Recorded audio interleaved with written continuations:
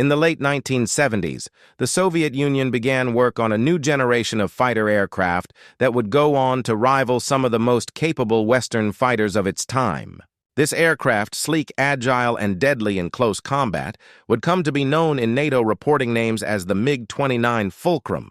For a brief period, it stood shoulder to shoulder with the American F-16 Fighting Falcon, challenging the dominance of Western air power and embodying the technological aspirations of the Soviet aerospace industry.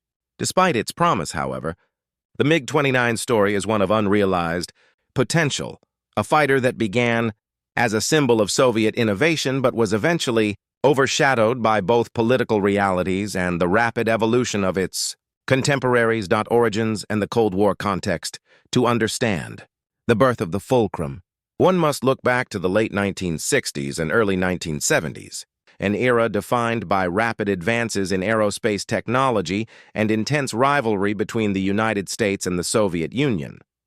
The MiG-25 Foxbat, introduced during this time, was one of the most misunderstood aircraft in aviation history. Its appearance, large, angular, and seemingly futuristic, caused significant alarm in the West. American analysts initially believed the Foxbat was a highly agile, high-altitude air superiority fighter capable of outmatching U.S. aircraft. The reality, however, was quite different.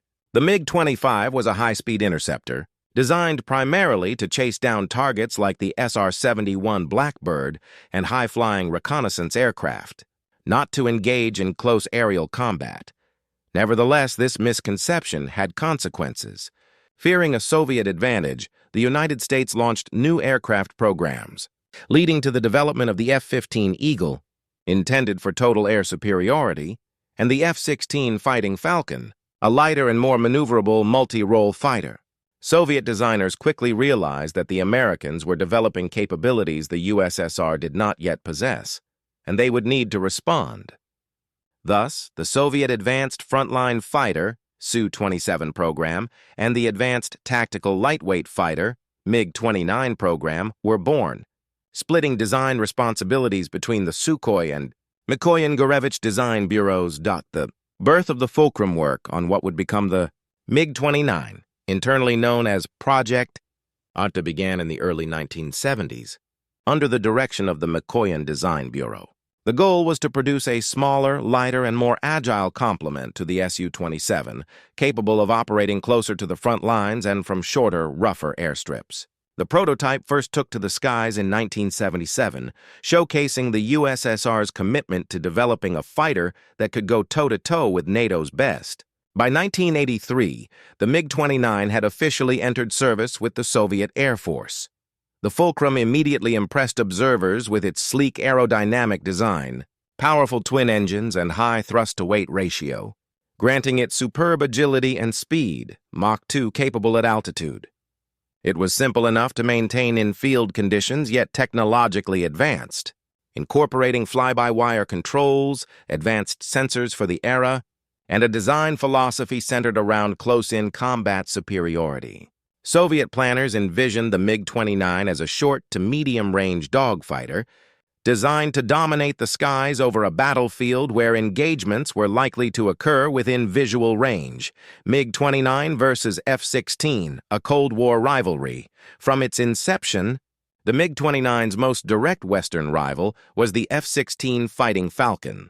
Both were compact, single-seat fighters emphasizing maneuverability and agility rather than raw payload or range.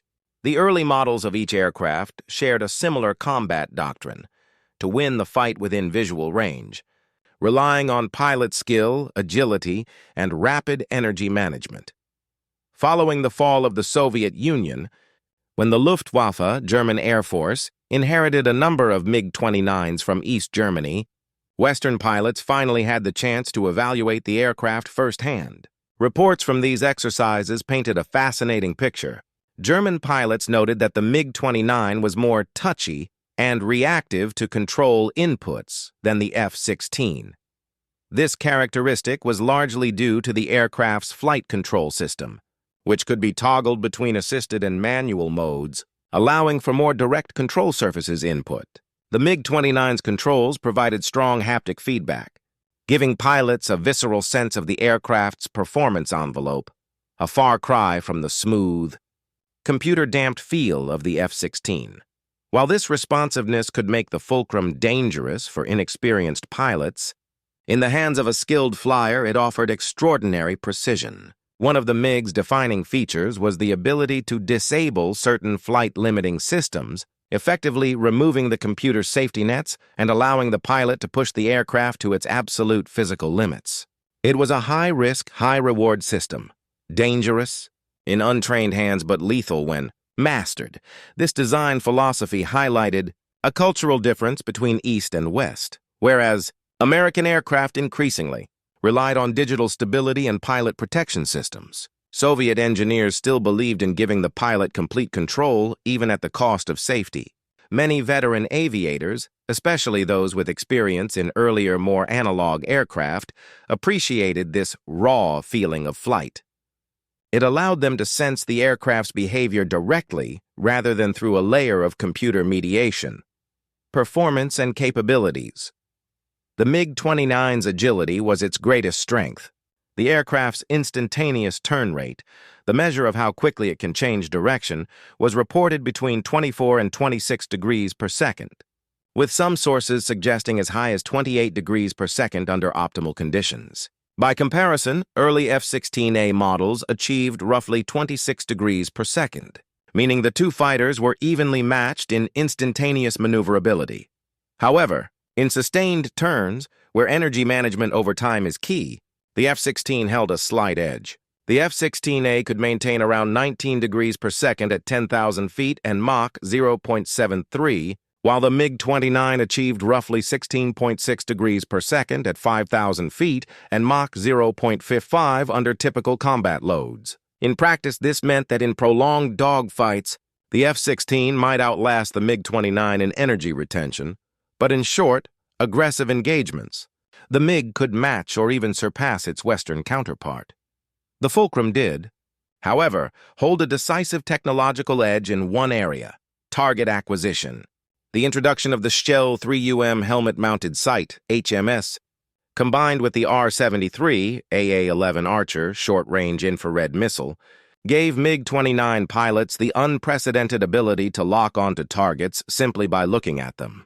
This feature allowed the MiG to engage enemies at extreme, off-bore sight angles, a capability the F-16 would not gain until much later with the introduction of the Joint Helmet-Mounted Cueing System, JHMCS. For much of the mid-1980s, this made the Fulcrum arguably the deadliest close-range dogfighter in the world. The rise of the flanker and the Fulcrum's decline despite its strengths, the MiG-29's prominence would be short-lived. As the 1980s progressed, the Sukhoi Su-27 flanker emerged as the more capable and versatile platform. While the flanker was larger and heavier, it was astonishingly agile for its size and had greater range, more powerful radar systems, and a larger payload capacity. It could engage enemies at long ranges with advanced radar-guided missiles, something the MiG-29 struggled to match. As the Soviet Union collapsed in the early 1990s, the Russian Federation faced severe economic hardship. Military funding plummeted and hard decisions had to be made. Between the MiG-29 and the Su-27, the latter offered better long-range combat capabilities and greater export potential. As a result, Sukhoi's designs received the lion's share of development funding, while Mikoyan's programs stagnated. The Fulcrum's design philosophy, centered around close combat and agility, was becoming less relevant. In an era where beyond visual range BVR engagements dominated, advanced radar systems and longer-range missiles meant that most modern dogfights were decided long before aircraft came within sight of each other. Without major upgrades to its radar, avionics, and weapons integration, the MiG-29 could no longer compete effectively.